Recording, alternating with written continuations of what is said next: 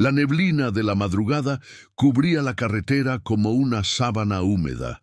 Dentro del viejo Chevy blanco, la familia Ortega regresaba de la posada navideña organizada por unos primos en San Mateo Atenco. La cajuela iba repleta de regalos, platos, vacíos y botellas medio llenas. En el asiento trasero, los hermanos Emiliano y Valeria dormían, sus rostros iluminados por las luces intermitentes de los postes. Al volante, Raúl Ortega encendía un cigarro con manos temblorosas, más por costumbre que por necesidad. A su lado, Elena, su esposa, miraba por la ventana con una sonrisa apagada. —¿Te fijaste cómo miraba don Gilberto a Valeria? —dijo Raúl, rompiendo el silencio. —No empieces —respondió Elena con un suspiro—. Está borracho. Siempre lo ha estado. El coche continuó su ruta por la carretera secundaria, evitando la autopista debido a las cuotas. Era más lento, pero Raúl decía que así se ahorraba dinero, aunque Elena sabía que era por otros motivos. La autopista traía recuerdos que él prefería dejar atrás. Unos kilómetros más adelante, el camino se angostaba entre parcelas oscuras y silenciosas. Un bache inesperado hizo brincar al auto, despertando brevemente a Valeria. —¿Ya llegamos? —murmuró, sin abrir del todo los ojos. —Casi, mi amor. —Duerme —dijo Elena, acariciándole el cabello. Un perro cruzó la carretera. Raúl giró el volante bruscamente, el auto derrapó ligeramente y se detuvo al borde de la cuneta. Los niños despertaron del todo esta vez. —¿Todo bien? —preguntó. Emiliano, asustado. —Todo está bien. Fue solo un susto —respondió Raúl, apretando la mandíbula. Después de unos minutos retomaron el camino. Faltaban solo 20 minutos para llegar a casa. Fue la última vez que alguien los vio. Año 2009. Colonia. La Merced, Toluca. Julián Morales, de 33 años, terminaba de remover el yeso húmedo de una pared. Llevaba semanas restaurando aquella casona colonial que compró con un préstamo arriesgado. Su plan era remodelarla y venderla por el triple, pero algo no encajaba. Esa pared, en particular, parecía más reciente que el resto. Golpeó ligeramente con un martillo. Un sonido hueco. —¿Qué carajos? Quitó más yeso, luego ladrillos. Detrás de la pared falsa, escondido en un hueco improvisado, encontró una caja de madera envuelta en plástico. Al abrirla, un álbum de fotos empolvado y una vieja cámara de rollo lo miraron desde el pasado. Las primeras imágenes mostraban a una familia sonriente en Navidad. En una, un niño levantaba una piñata. En otra, una mujer abrazaba a su esposo bajo un árbol decorado. Luego, una foto diferente, tomada desde dentro de un coche, en la carretera. En la esquina inferior, una fecha escrita a mano, 24/12/99. Julián sintió un escalofrío. Julián se sentó en el suelo polvoriento, sin dejar de mirar la última foto. Su pulgar rozaba la superficie rugosa del papel fotográfico, donde el rostro de una niña, probablemente Valeria, asomaba por la ventanilla trasera de un coche. Su expresión era confusa, como si hubiera algo fuera de cámara que la perturbara. Era una imagen inquietante, congelada en el tiempo. Revisó el álbum completo. Cada página era un retrato íntimo de una familia que parecía común. Cumpleaños, paseos por el parque, visitas al mercado. No había nombres, pero las fechas coincidían siempre con fines de semana o días festivos. La última imagen, sin embargo, era la única fuera de secuencia. Una instantánea más oscura, con el coche detenido al borde de la carretera y las siluetas de los adultos apenas visibles. Julián llevó el álbum a la cocina provisional que había montado al fondo de la casa. Colocó la cámara sobre la mesa de trabajo y la inspeccionó. Era una Kodak automática, de esas que fueron populares en los 90. Para su sorpresa, aún tenía un rollo adentro. Sintió un impulso extraño. Llamó a un amigo, Arturo, que trabajaba revelando fotos en un estudio del centro. ¿Aún revelas rollos viejos?, preguntó Julián sin muchos rodeos. Si no están dañados, sí.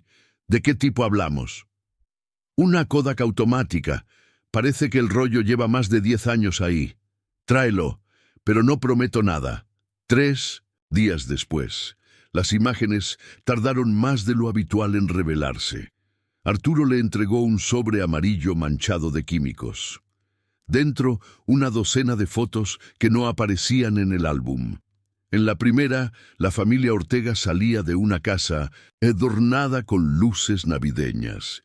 En la siguiente, todos estaban dentro del auto, con semblantes apagados. En otra más, se veían árboles sin hojas junto a la carretera. Y entonces, la penúltima foto. El coche detenido, los faros apagados y una figura solitaria parada en la carretera. Era apenas una silueta, envuelta en sombra, pero visible gracias al flash automático.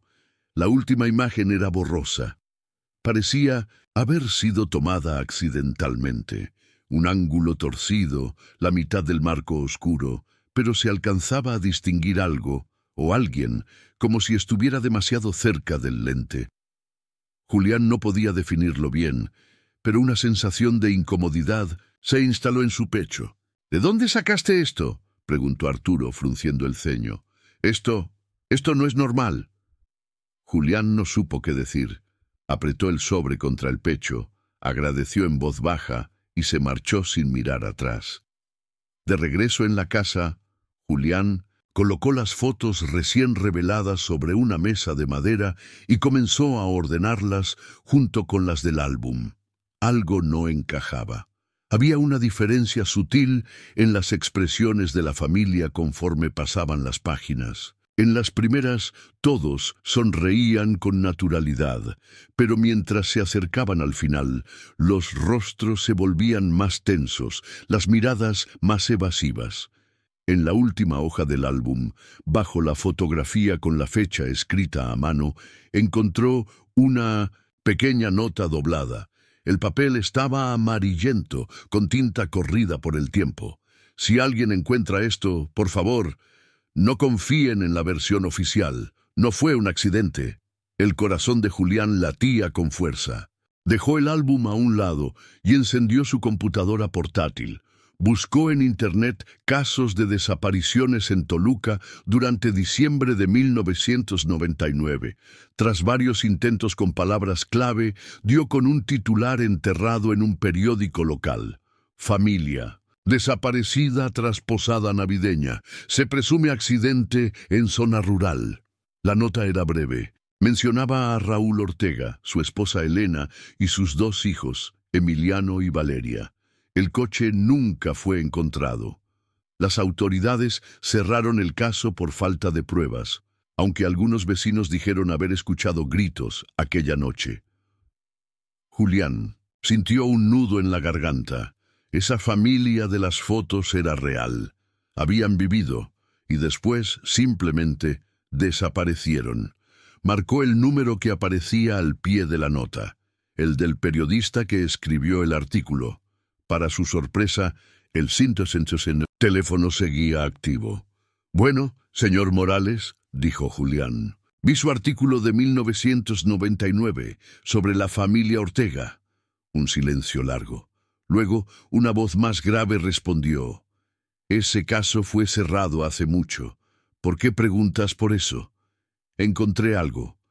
En una casa que estoy remodelando. Fotos, una cámara y una nota». «¿Dónde estás?» «En la Merced, calle Riva Palacio». «Escúchame bien», dijo la voz, ahora más tensa. «No sigas con esto, no sabes en qué te estás metiendo». Julián colgó, desconcertado. Por primera vez desde que halló el álbum, sintió miedo real. Pero también algo más fuerte, una necesidad de saber la verdad. Julián no pudo dormir. La imagen de la figura en la carretera, la nota escondida, el periodista nervioso, Todo giraba en su cabeza como piezas de un rompecabezas incompleto. Decidió regresar a la habitación donde encontró el álbum. Quería revisar la estructura de la pared más a fondo. Quizá, pensó, hubiera algo más oculto. Con linterna en mano, comenzó a golpear suavemente las secciones del muro. En un rincón cercano al piso, notó que una de las tablas sonaba diferente. Retiró el revestimiento con cuidado, y detrás encontró una pequeña caja de metal oxidado. La abrió lentamente. Dentro había papeles viejos, recibos, boletas escolares de Emiliano y Valeria, y una libreta con anotaciones hechas por Elena, la madre. La caligrafía era firme, casi meticulosa. Las primeras páginas eran cotidianas, listas de compras, tareas del hogar, pensamientos sobre los hijos, pero las últimas, fechadas en diciembre de 1999, revelaban inquietudes más profundas. Raúl está raro. Recibe llamadas tarde por la noche y no me deja contestar. Dice que son del trabajo, pero no es verdad. Valeria escuchó que alguien lo amenazó por teléfono. Estoy preocupada. Esta noche iremos a la posada, pero algo me dice que no deberíamos ir. Valeria lloró sin razón al vestirse. Dice que soñó que no volveríamos a casa. Julián sintió un escalofrío. Las palabras de Elena no eran simples paranoias, eran advertencias. La última anotación era la más breve. Si pasa algo, no fue un accidente.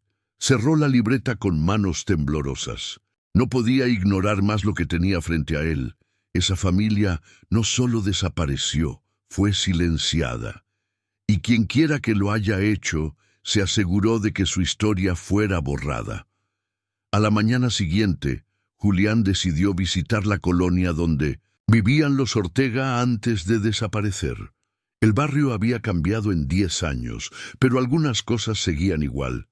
Las tienditas, los muros grafiteados, el olor a pan recién hecho.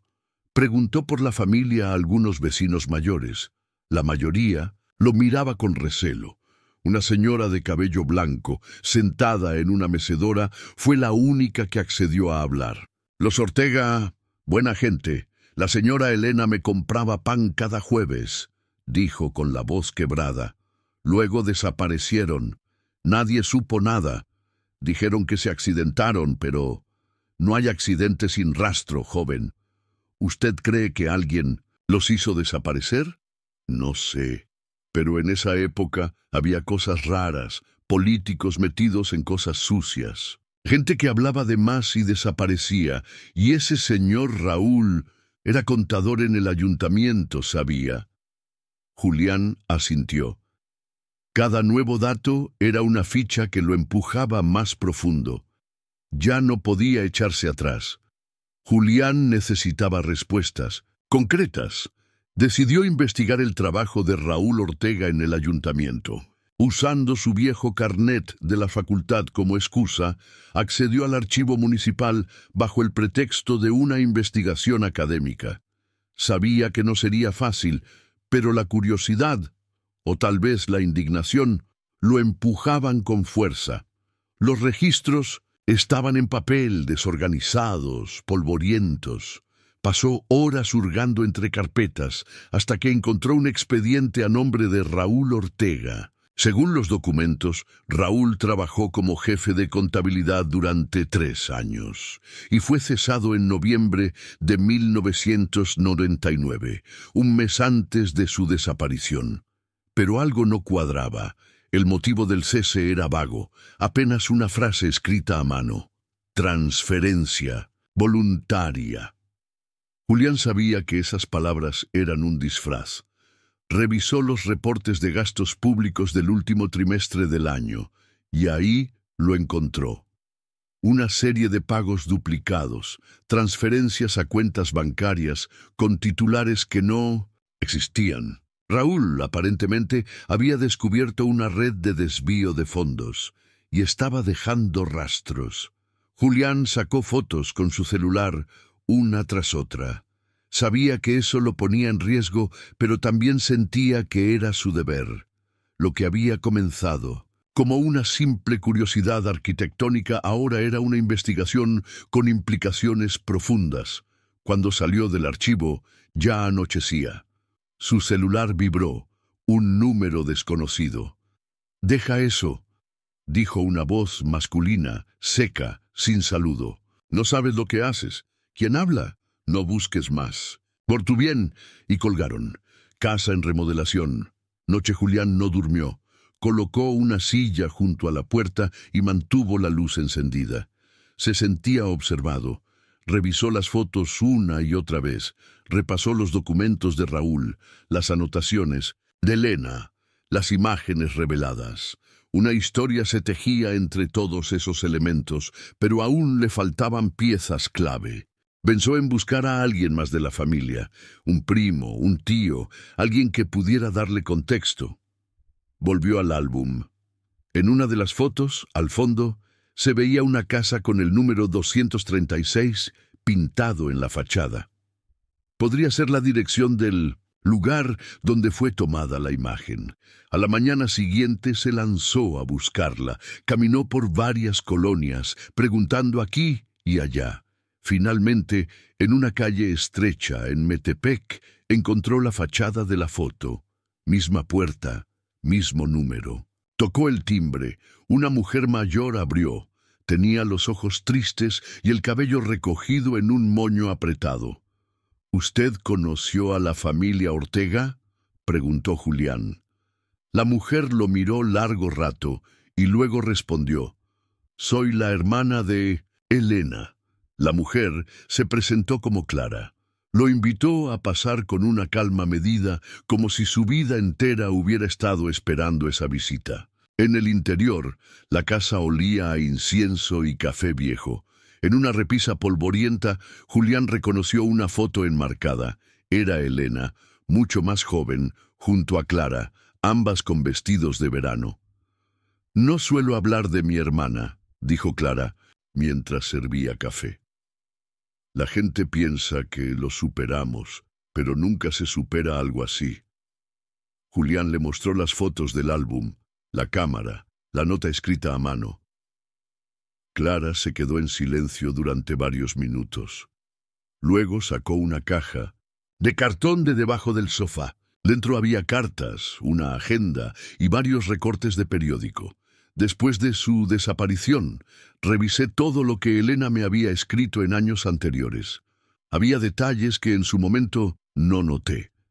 Julián hojeó una de las cartas. En ella, Elena hablaba de Raúl con cariño, pero también con preocupación.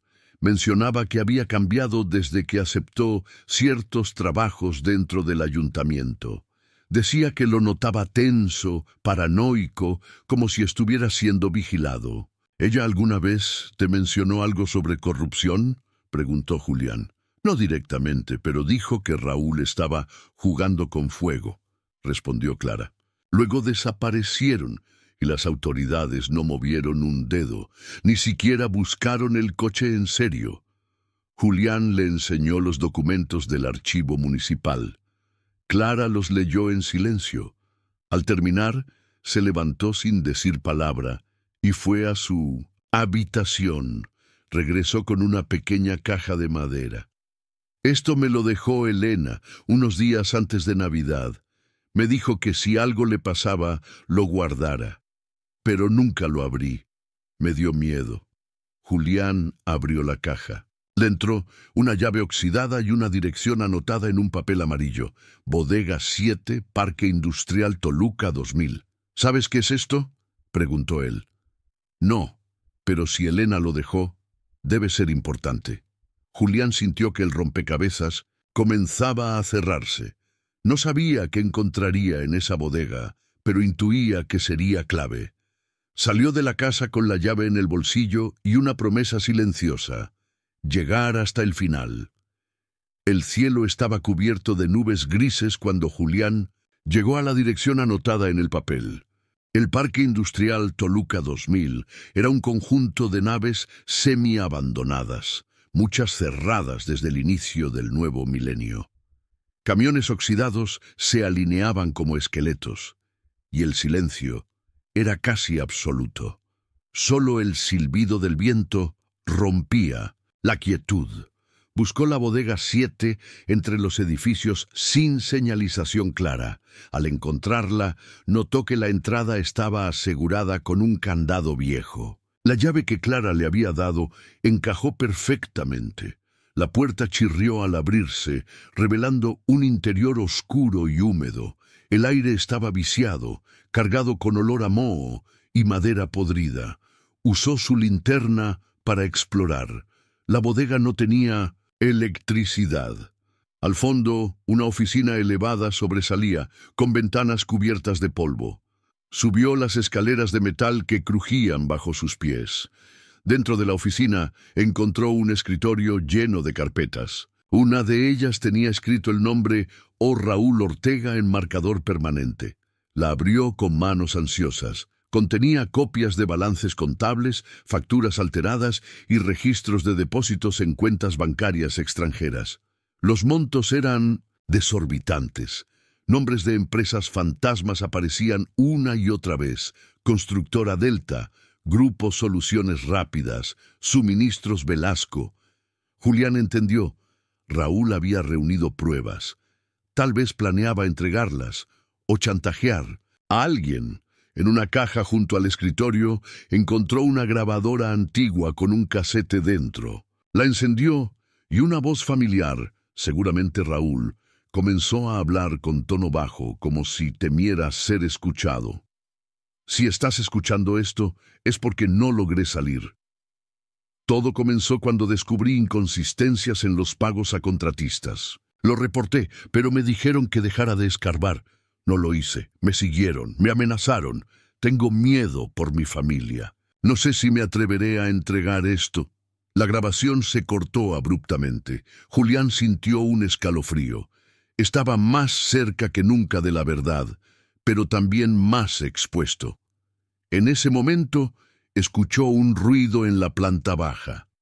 El sonido fue sutil, como el roce de una suela sobre el concreto. Julián se congeló por un instante, el corazón latiendo con fuerza en sus oídos. Apagó la linterna de inmediato y se agachó tras el escritorio. Desde su posición solo podía ver una parte de la planta baja a través de una ranura de las escaleras metálicas. Otra vez, pasos, lentos, seguros. ¿Quién más podría estar allí? ¿Alguien del pasado que aún cuidaba ese secreto? Julián sacó su celular, puso el volumen en silencio y marcó al azar a Arturo, su amigo del estudio fotográfico. No esperaba que contestara, solo quería tener el número a mano por si algo sucedía. Los pasos se acercaron a la escalera. Luego se detuvieron. Un largo silencio. Julián contuvo la respiración. Y entonces, la puerta principal de la bodega se cerró con un golpe seco. Esperó un par de minutos más antes de levantarse. Bajó con cautela, pero ya no había nadie. Solo el eco del golpe reciente y un sobre Manila sobre una mesa oxidada que antes no estaba allí. Lo abrió. Dentro, una nota escrita con tinta roja. Última advertencia. No había firma. Pero el mensaje era claro. Lo estaban vigilando. Casa de Julián.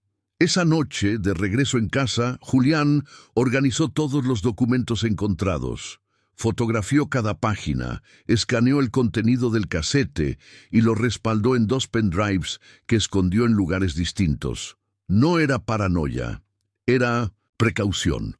Si algo le pasaba, alguien debía saber la verdad. Se sentó frente a su computadora y comenzó a redactar un correo largo, dirigido a un periodista independiente que conocía desde sus días de estudiante. Adjuntó copias digitales de los archivos, las fotos y un resumen de todo lo investigado hasta el momento. Al final del correo escribió: «Si no sabes de mí en los próximos días, publica todo». Dudó unos segundos antes de presionar «enviar», pero lo hizo. Entonces recordó la foto borrosa revelada en el estudio. Decidió escanearla con más detalle, usando una herramienta de realce de imagen. Mientras el software trabajaba, fue por una cerveza. Al volver, la imagen había sido procesada. Se acercó a la pantalla. La figura que aparecía fuera del coche no estaba sola. Detrás, semioculta por la oscuridad y distorsión del flash, se notaba otra silueta, más baja, más delgada, una niña, con la mirada clavada en quien tomaba la foto. Valeria. Estaba viva en ese momento, y no estaba huyendo. Parecía quedarse atrás. Julián no durmió. Amplió la imagen varias veces, buscando detalles que pudieran confirmar su teoría. La niña parecía tener la misma ropa que Valeria usaba en las otras fotos. Suéter rojo con renos blancos, cabello suelto, una cinta azul. Pero lo más perturbador era su expresión. No mostraba miedo, más bien resignación. ¿Por qué se habría quedado atrás? ¿Y con quién? Esa pregunta lo torturó hasta el amanecer. Con una taza de café en la mano, buscó en registros escolares de la época. Si Valeria había sobrevivido, tal vez fue inscrita bajo otro nombre. Después de varios intentos, encontró un archivo curioso. En enero del 2000, una escuela privada en Metepec recibió a una niña transferida sin acta de nacimiento ni CURP, inscrita como Valentina Ordóñez. La edad coincidía. El domicilio proporcionado era falso. Julián decidió investigar más.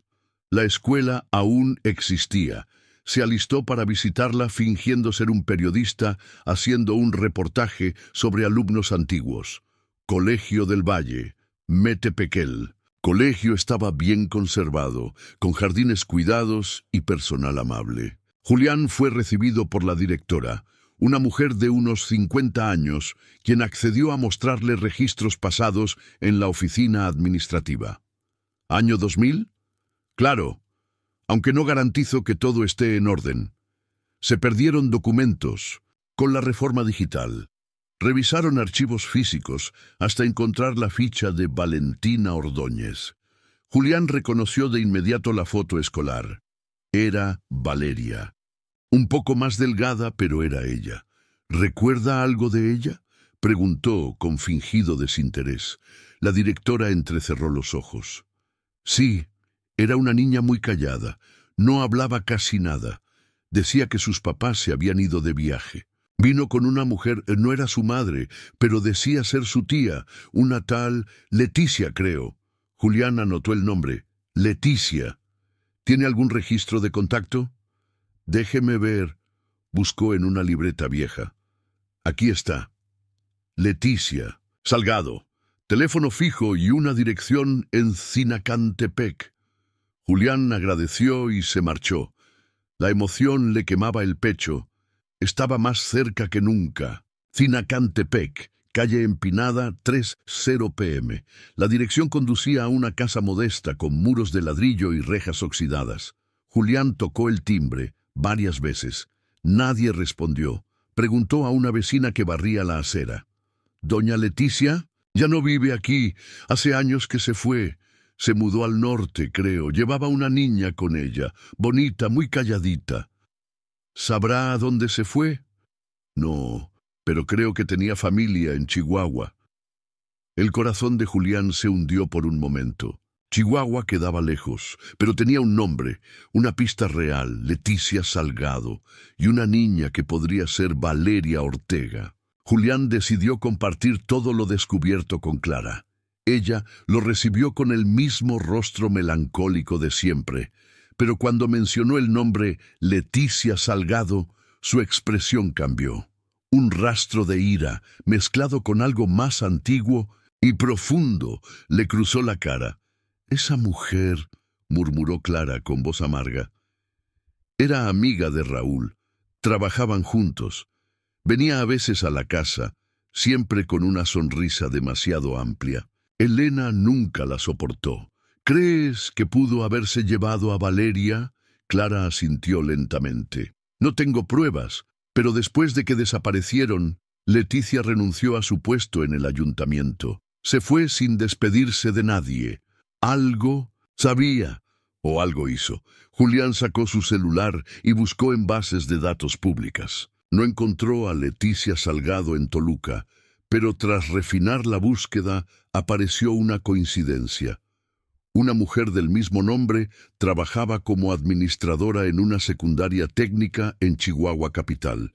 Le mostró el resultado a Clara. Ella solo dijo: «Si es ella, tienes que encontrarla, Chihuahua». Una semana después, Julián no lo pensó dos veces. Tomó sus ahorros, compró un boleto de autobús y viajó durante casi 20 horas hasta Chihuahua. Se instaló en una pensión modesta cerca del centro y al día siguiente se dirigió a la secundaria mencionada en el registro. Pidió hablar con Leticia, alegando ser un exalumno con dudas administrativas. Tras unos minutos de espera, una mujer de rostro endurecido, cabello canoso recogido en un chongo apretado y gafas grandes, apareció en la puerta. Julián la reconoció de inmediato, a pesar del paso de los años. La mujer que aparecía de fondo en una de las últimas fotos del álbum, la mujer que supuestamente ayudó a Raúl en su trabajo. «Sí, ¿en qué puedo ayudarte?» «Busco información sobre un registro antiguo», dijo Julián midiendo sus palabras, «de una alumna que usó otro nombre. Quiero hablar sobre Valeria Ortega». Leticia palideció levemente.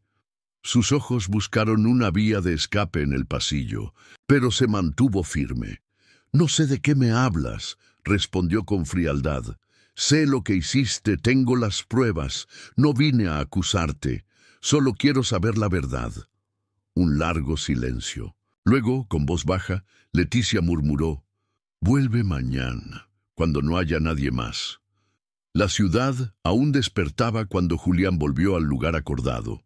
Leticia lo esperaba en la entrada trasera del plantel, con una mirada que oscilaba entre la desconfianza y la resignación. Lo condujo a una pequeña oficina sin ventanas, cerró la puerta y se sentó frente a él, como si finalmente aceptara un peso que había cargado por demasiado tiempo. «No me imagino todo lo que tuviste que encontrar para llegar hasta aquí», dijo sin rodeos.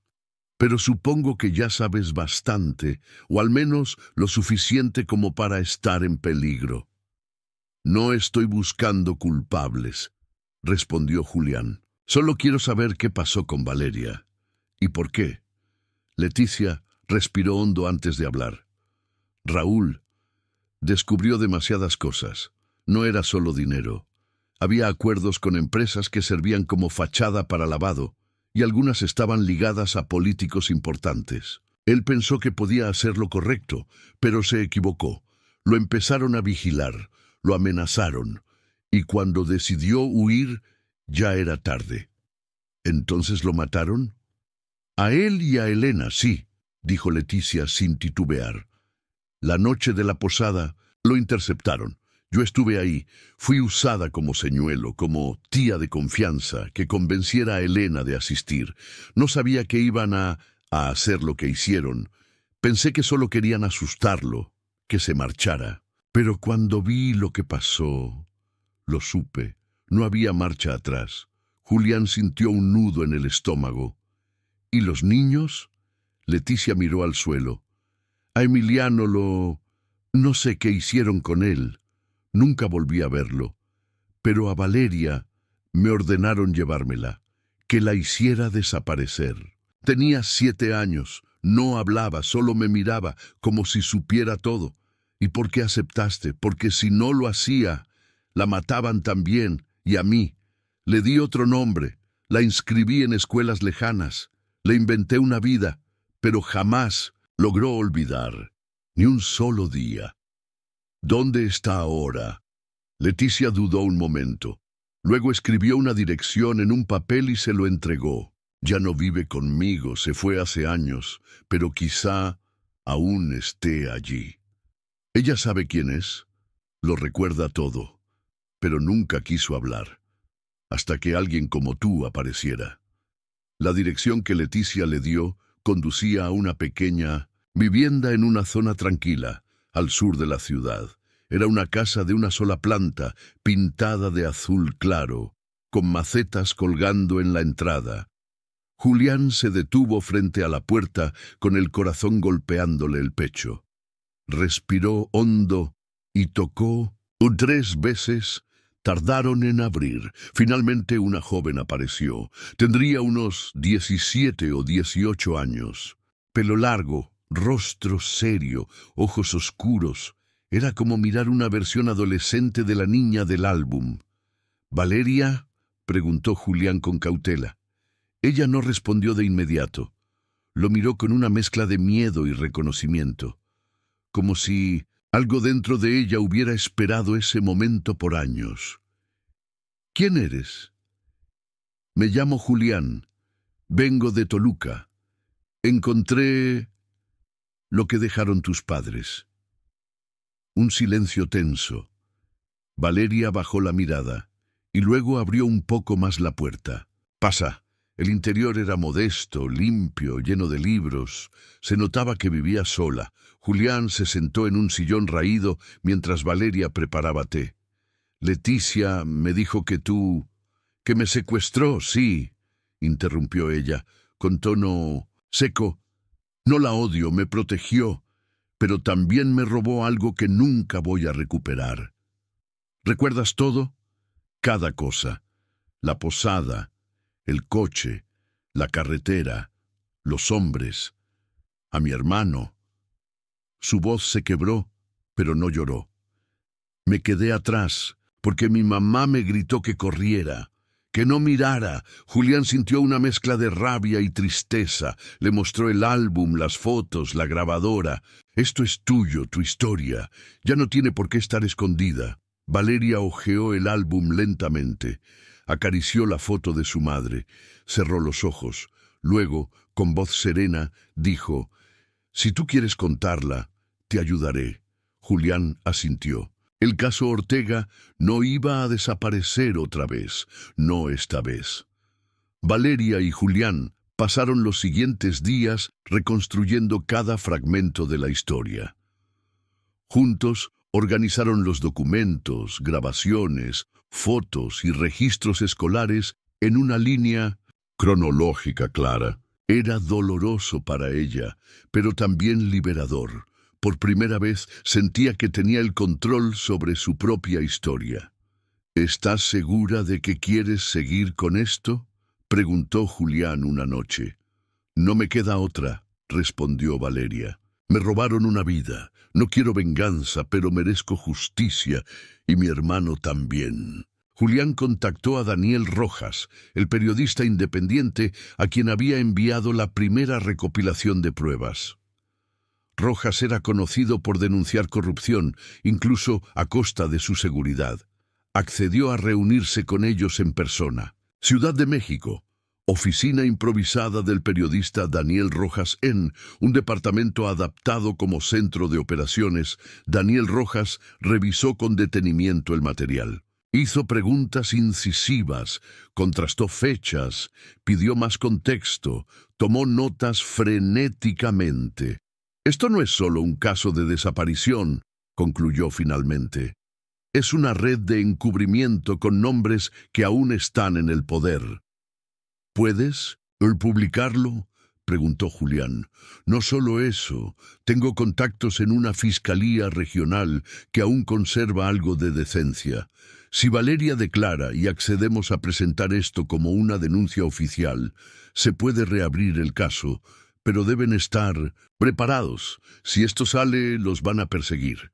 A los dos». Valeria asintió sin dudar. «He estado huyendo toda mi vida. Ya no más». Toluca. Al mismo tiempo, en una oficina de gobierno, un hombre de traje gris y cabello perfectamente peinado cerró una carpeta con fuerza. Su nombre, Gerardo Márquez. En 1999 era director financiero del ayuntamiento. Hoy, subsecretario de Desarrollo Estatal. Sobre su escritorio, un sobre sin remitente con fotos impresas. Imágenes que no deberían existir. Imágenes de la familia Ortega, del álbum, del casete. Apretó los puños. «¿Quién está moviendo esto?». Marcó un número. Necesito que me encuentres a alguien llamado Julián Morales. Urgente. La noche anterior a publicar el reportaje, Rojas, Valeria y Julián revisaban los últimos detalles. El artículo sería extenso. Una crónica investigativa con nombres, fechas, pruebas fotográficas, documentos filtrados y, lo más importante, el testimonio de Valeria, ahora registrado en video. No podemos retroceder después de esto, dijo Daniel mientras cargaba los archivos al servidor de su medio. A las 6:00 AM estará en línea. Lo compartiremos en todos los canales y varios medios pequeños van a replicarlo. Julián sintió una mezcla de miedo y determinación. Sabía que al publicar todo cruzaban una línea sin retorno. Valeria, en cambio, se mantenía en silencio. Observaba por la ventana con una expresión serena, aunque sus dedos temblaban levemente. «¿Estás bien?», preguntó Julián. Ella asintió. «Por fin voy a hablar con mi nombre real, Toluca».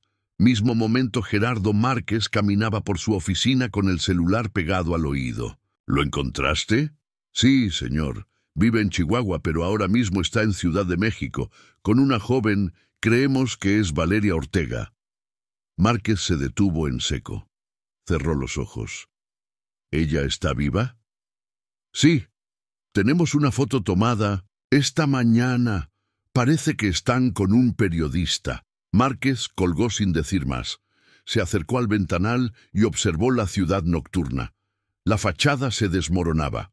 Pensó en Raúl Ortega, en la noche de la posada, en Leticia, en las órdenes que dio. Sabía que su nombre aparecería, no importaba cuánto intentara evitarlo. Tomó su maletín y salió del despacho. Una llamada más. Esta vez a alguien del pasado. Es hora. Quema todo lo que queda y desaparece el resto. Ciudad de México. Madrugada a las 5:42 AM, los primeros bots comenzaron a atacar el sitio de Daniel Rojas. Luego vinieron las amenazas por correo. Después, un corte de luz. Pero ya era tarde. A las 6:00 AM en punto, el artículo fue publicado. El título en mayúsculas: «La familia Ortega no desapareció, la mataron, una red de corrupción que sigue viva». En cuestión de minutos, el texto se volvió viral en redes. La gente compartía el reportaje con furia. Algunos lo recordaban vagamente del pasado, otros se escandalizaban por primera vez. Pero todos coincidían en una cosa: no era ficción, era real. Y los nombres comenzaban a arder en la esfera pública. Horas después de la publicación del reportaje, la presión pública era tan intensa que la fiscalía no pudo ignorarla. Los teléfonos no dejaban de sonar. Medios, ciudadanos, activistas exigían explicaciones. El fiscal regional, un hombre ya cansado de nadar contra la corriente, vio una oportunidad de redimirse. «Reabran el caso Ortega. Citen a declarar a Gerardo Márquez, a Leticia Salgado y a quien esté relacionado con los contratos falsos de 1999. Ahora», ordenó con voz firme. Una fiscal joven, recién ascendida, fue asignada al caso. Se llamaba Sofía Treviño, meticulosa, comprometida y, para suerte de Julián y Valeria, alguien que aún creía en la justicia. Ciudad de México. Departamento de Rojas. El teléfono de Valeria no dejaba de vibrar. Algunos mensajes eran de desconocidos, agradeciéndole por su valentía. Otros eran insultos. Pero lo más importante era uno que llegó desde una cuenta anónima. «Yo estuve ahí esa noche. Valeria no fue la única que sobrevivió. Si quieres saber la verdad completa, encuéntrame en el lugar donde todo terminó». La ubicación adjunta marcaba un punto en la carretera vieja entre Toluca y San Mateo Atenco, cerca de donde se tomó la última foto del álbum. Julián y Daniel no sabían si creerlo. «Puede ser una trampa», dijo Daniel. O puede ser lo que falta, respondió Valeria con voz firme. Decidieron ir, pero no solos. Contactaron a Sofía Treviño y le informaron del mensaje. Ella, cautelosa pero interesada, accedió a acompañarlos discretamente con una patrulla a distancia. Carretera Toluca, San Mateo, Atenco. Atardecer, el sitio era tan frío como en la foto. El asfalto tenía grietas, los postes de luz se alineaban como guardianes cansados, el viento soplaba con fuerza. Esperaron en silencio hasta que un hombre mayor, encapuchado, se acercó lentamente desde los matorrales. Cojeaba. ¿Valeria Ortega? Sí. El hombre se quitó la capucha. Tenía el rostro marcado por los años y los secretos. Yo era uno de los agentes asignados para desaparecerlos, pero no pude hacerlo. Tu madre me suplicó que te salvara. No supe qué hacer, pero esa noche, cuando vi cómo mataban a Raúl y a tu hermano, huí. Valeria lo miró en shock. Mi hermano, ¿lo viste morir? El hombre bajó la mirada. No, no lo vi morir, solo lo vi sangrando. Después, nunca lo encontré. Es posible que haya sobrevivido también. El silencio fue abrumador. Valeria apenas podía respirar. Todo su cuerpo temblaba, no de miedo, sino de esperanza. Una chispa que nunca se atrevió a tener volvía a encenderse. ¿Cómo sabes que sobrevivió?, preguntó con voz quebrada. No lo sé con certeza, respondió el hombre. Vi que aún se movía. Me acerqué, pero alguien gritó y tuve que huir. Pensé volver, pero ya era tarde. Cuando regresé horas después, el coche había desaparecido y el lugar estaba limpio. Como si nunca hubiera pasado nada. Julián sacó su celular y grabó todo, con el permiso de Valeria. Daniel tomaba notas frenéticamente. El exagente les dio un nombre, Comandante Heredia, el jefe del operativo aquella noche. Según él, Heredia seguía activo, ahora en la Policía Ministerial de Querétaro, aunque con un cargo más discreto. Si alguien sabe qué pasó realmente con Emiliano, es él. Valeria lo miró a los ojos. ¿Por qué nos estás diciendo esto ahora? El hombre respiró hondo. Porque ustedes hicieron lo que nadie se atrevió, decir la verdad. Y porque ya no puedo con la culpa. Sofía Treviño, que los observaba a distancia con su equipo, se acercó. Tomó declaración del testigo y lo puso bajo resguardo, prometiéndole protección a cambio de su testimonio completo. Querétaro. Días después. Valeria, Julián, Daniel y Sofía viajaron a Querétaro con una orden judicial para interrogar al comandante Heredia. Era un hombre de unos 60 años, fuerte, de mandíbula rígida. Negó todo durante la primera hora del interrogatorio, pero cuando le mostraron el testimonio del exagente, su rostro cambió.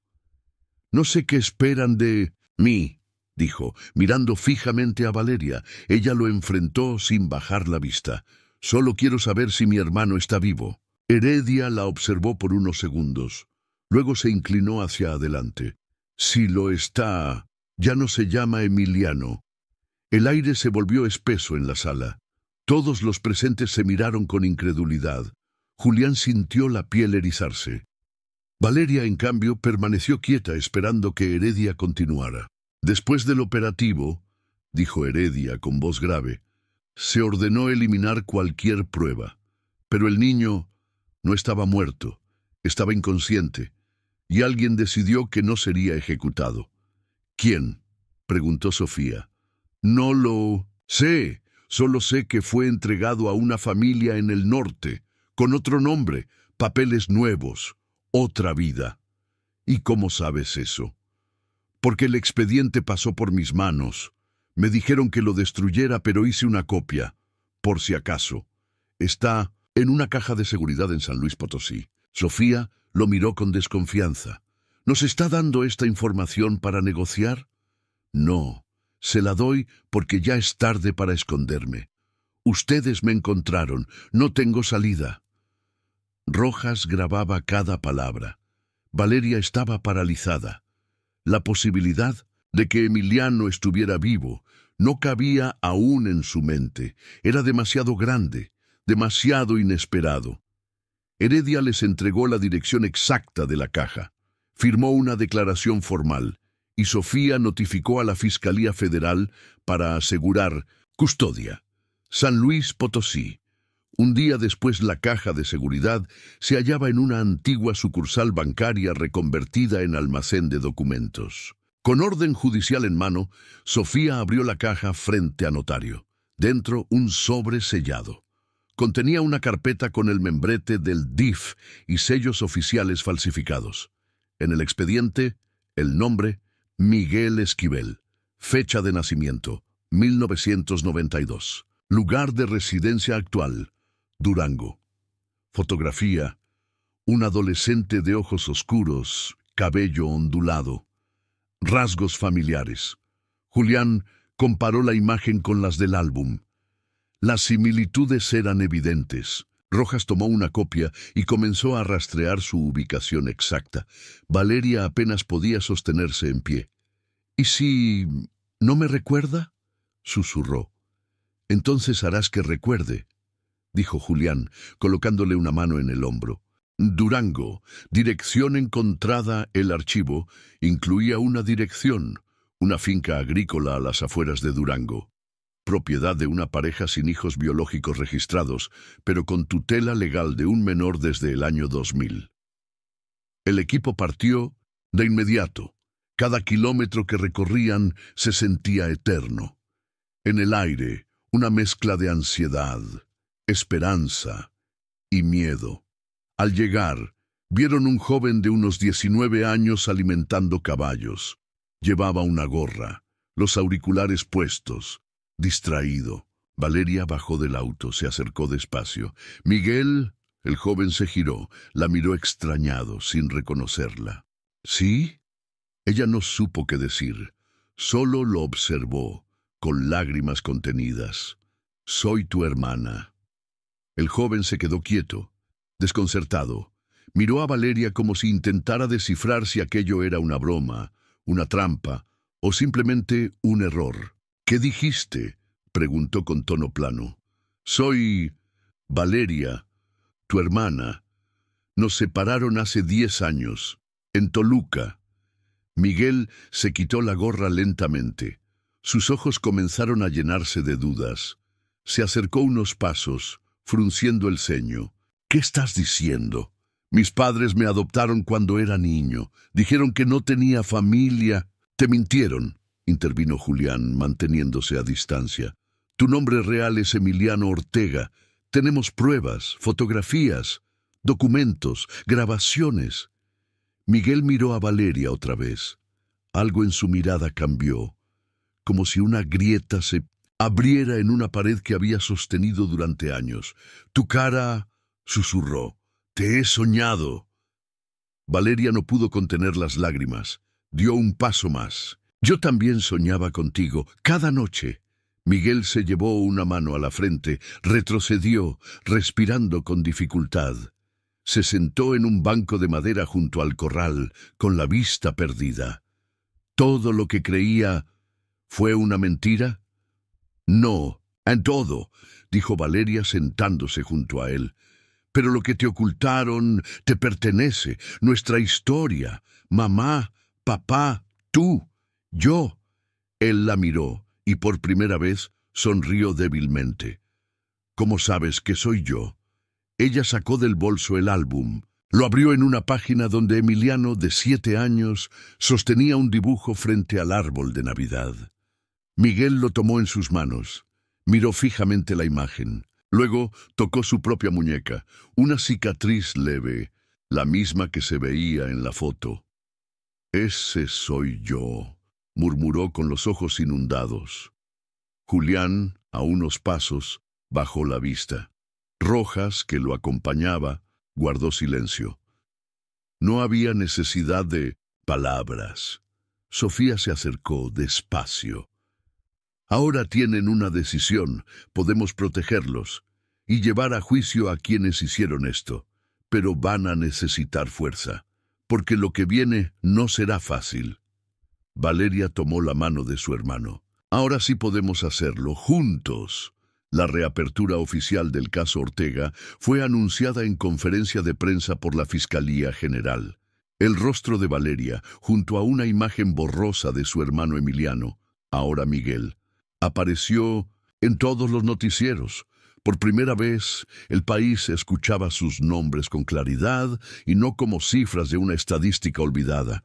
Las reacciones fueron inmediatas. Algunos políticos intentaron desligarse del pasado, otros negaron todo, pero las pruebas eran demasiado claras, y el reportaje de Daniel Rojas seguía sumando lecturas y compartidos en todo el país. Julián acompañaba a los hermanos Ortega en cada paso, en entrevistas, ruedas de prensa, reuniones legales. Su papel como descubridor de la verdad lo convirtió también en blanco de amenazas. Pero ya no estaba solo. Leticia, quien aún se encontraba bajo custodia, accedió a testificar formalmente a cambio de protección judicial. Su testimonio ayudó a cimentar el caso contra Gerardo Márquez y otros exfuncionarios implicados. Toluca. Audiencia preliminar el día de la audiencia contra Márquez, el tribunal estaba lleno. Cámaras de televisión, periodistas, ciudadanos comunes. Todos querían ver al hombre que durante años había ocultado una de las redes de corrupción más oscuras de la región. Valeria y Emiliano, sentados juntos, no apartaban la vista del acusado. Márquez se mantenía erguido, con una expresión controlada, pero por primera vez sin la arrogancia que lo caracterizaba. Cuando la jueza mencionó los nombres de las víctimas, Valeria apretó la mano de su hermano. Emiliano, que aún lidiaba con una identidad fracturada, no soltó una lágrima, pero su mirada ardía. Márquez fue acusado formalmente de desaparición forzada, encubrimiento agravado y desvío de fondos públicos. Su abogado pidió tiempo para negociar una reducción de condena a cambio de información sobre otros implicados. La sala se tensó. Valeria se levantó. «No quiero venganza», dijo mirando al tribunal. «Quiero que la verdad se sepa, y que nadie más tenga que esperar 10 años para que la justicia llegue». Las palabras de Valeria resonaron más allá de la sala. En las redes, cientos de mensajes la apoyaban. Justicia para los Ortega se volvió tendencia nacional. Grupos de derechos humanos comenzaron a presionar para que el caso se convirtiera en símbolo de la lucha contra la corrupción impune. Julián observaba todo desde la distancia. Lo que había comenzado como una remodelación se había transformado en una revolución personal. Y aunque no buscaba reconocimiento, su rostro también comenzó a circular. Algunos lo llamaban el hombre que abrió la pared, otros el testigo que devolvió una historia. Mientras tanto, Daniel Rojas recibía invitaciones para hablar del caso en foros, universidades y canales internacionales. En cada aparición repetía lo mismo: «No somos héroes, solo no aceptamos olvidar». Ciudad de México, programa de televisión nacional. Valeria y Emiliano fueron invitados a un programa en vivo para hablar de su reencuentro y del proceso legal en curso. Ambos aceptaron, no sin dudas. El plató estaba iluminado con tonos suaves. El conductor los recibió con respeto. ¿Qué sintieron al reencontrarse después de una década?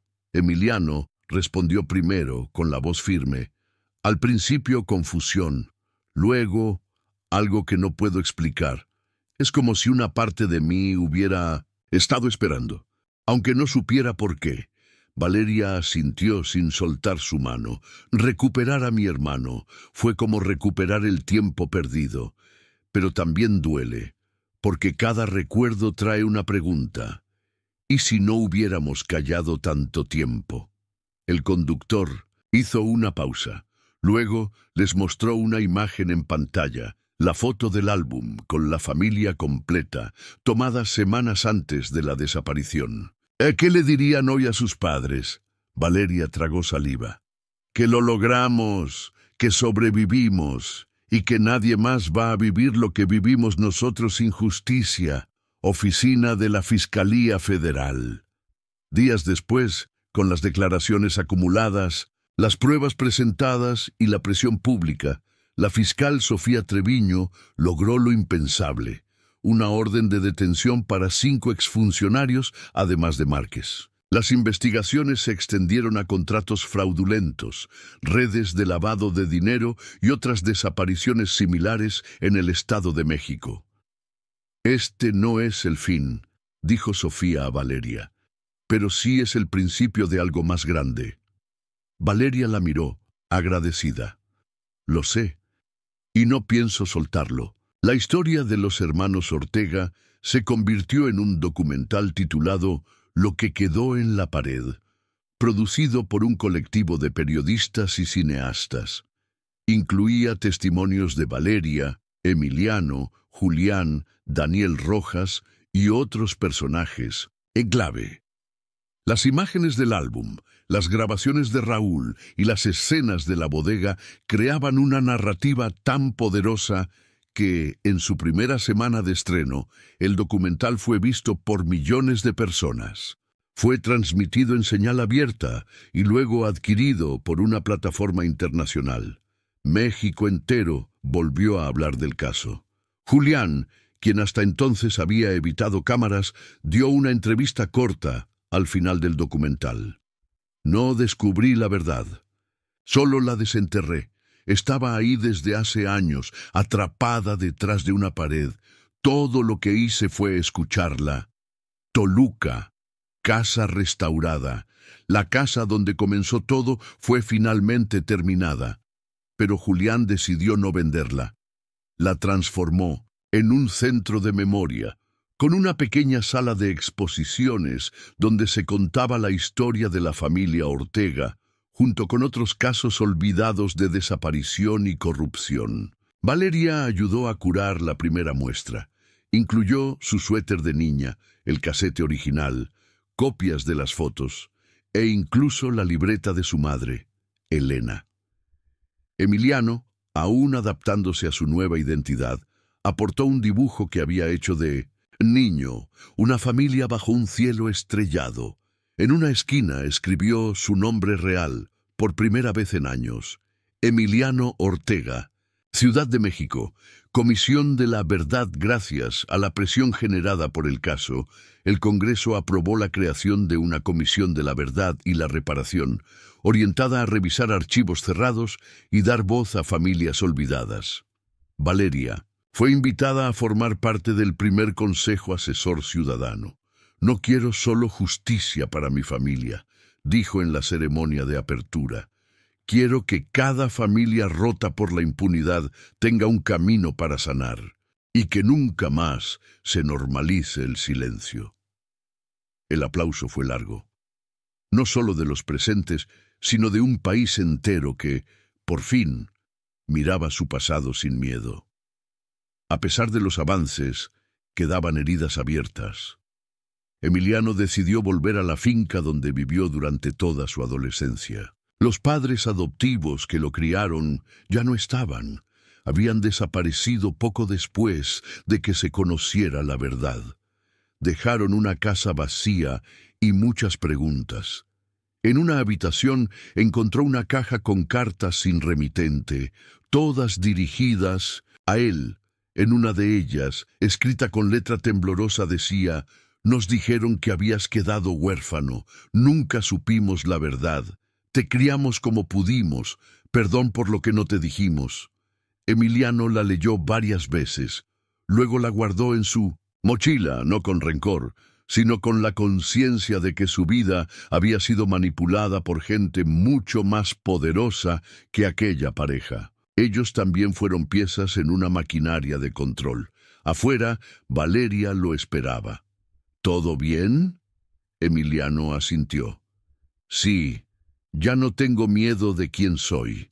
Ciudad de México, Congreso Nacional». El presidente del Senado nombró oficialmente a Valeria Ortega como parte del Consejo Nacional de Víctimas.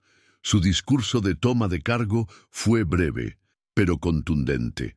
Esta no es una historia de héroes ni mártires. Es la historia de lo que pasa cuando un país decide mirar, cuando decide no aceptar que la justicia se entierre tras una pared falsa. Los asistentes se pusieron de pie. Julián, en la última fila, aplaudía con orgullo. Sofía Treviño, desde MIM, el pasillo lateral, asentía en silencio. El nombre Ortega ya no era sinónimo de tragedia, era sinónimo de verdad. Toluca, última visita a la casa. Semanas después, Valeria y Emiliano visitaron la casa una última vez. Recorrieron los cuartos, tocaron las paredes, se detuvieron frente a la pequeña grieta donde todo había comenzado. ¿Crees que mamá sabía que esto se encontraría?, preguntó Emiliano. Creo que dejó las pistas porque quería que viviéramos, que recordáramos. Ambos salieron y cerraron la puerta juntos, no con dolor, con paz.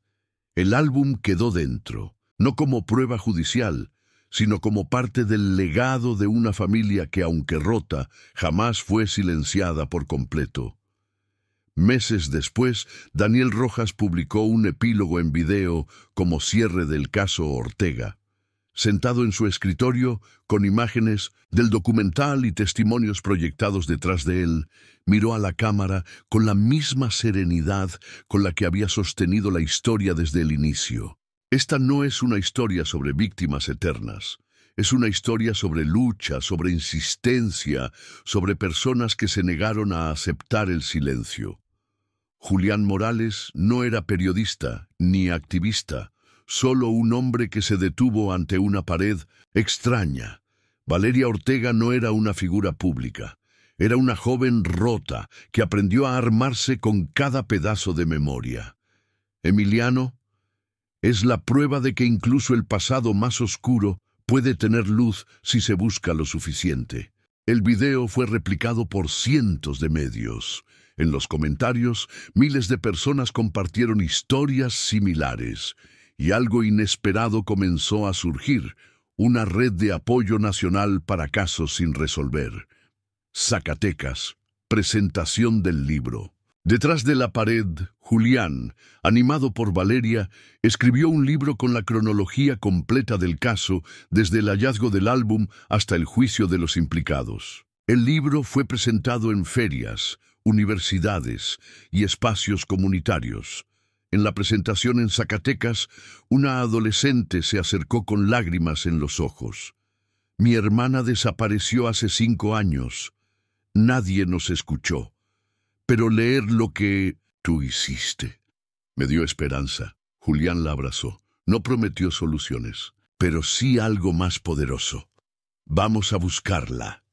Juntos. Toluca. Cementerio municipal. En un rincón tranquilo del cementerio, una lápida sencilla fue colocada bajo un roble. Llevaba 4 nombres: Raúl Ortega, Elena Ortega, Emiliano Ortega y Valeria Ortega. Aunque Emiliano vivía, quiso estar allí, simbolizando la unidad de una familia que nunca debió separarse. Valeria dejó un ramo de flores blancas. Se arrodilló y susurró: «Cumplimos, mamá. Papá, encontramos la verdad». Emiliano se acercó, le tendió la mano. Y ahora seguimos.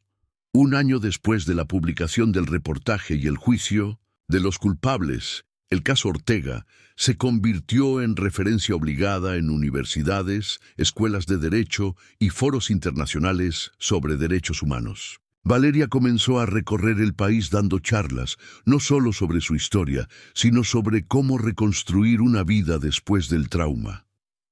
Hablaba en voz baja, pero cada palabra cargaba una fuerza innegable. Emiliano, por su parte, retomó los estudios. Se interesó por psicología, decidido a ayudar a otros que, como él, vivieron con identidades fragmentadas. En cada aula que pisaba, llevaba consigo la memoria de su infancia, pero también el orgullo de haber sobrevivido. Julián, aunque reacio a los focos, siguió colaborando en la investigación de archivos cerrados y ayudando a otras familias a reconstruir sus historias. La casa donde todo empezó, ahora convertida en memorial, Recibía visitantes cada semana. Algunos lloraban en silencio, otros dejaban cartas. Todos, sin excepción, salían distintos. Ciudad de México, monumento por la verdad en una ceremonia discreta pero simbólica. El gobierno federal inauguró un monumento dedicado a las víctimas de desaparición forzada. En una de las placas, grabado en acero inoxidable, se leía: a quienes no se resignaron al olvido, a quienes transformaron el dolor en acción, a la familia Ortega por enseñarnos a mirar detrás de los muros. Valeria y Emiliano estuvieron allí. Se abrazaron frente al monumento, esta vez sin tristeza. No porque todo estuviera resuelto, sino porque habían aprendido a vivir con la herida abierta, sin permitir que se infectara de silencio. Última escena. Una pared blanca, en silencio una cámara, recorre lentamente la superficie lisa de una pared recién pintada. Se detiene en un pequeño cuadro colgado al centro. La primera fotografía del álbum. La familia Ortega, riendo bajo. Las luces de Navidad, la cámara se aleja, la pared queda sola y la pantalla se funde a negro.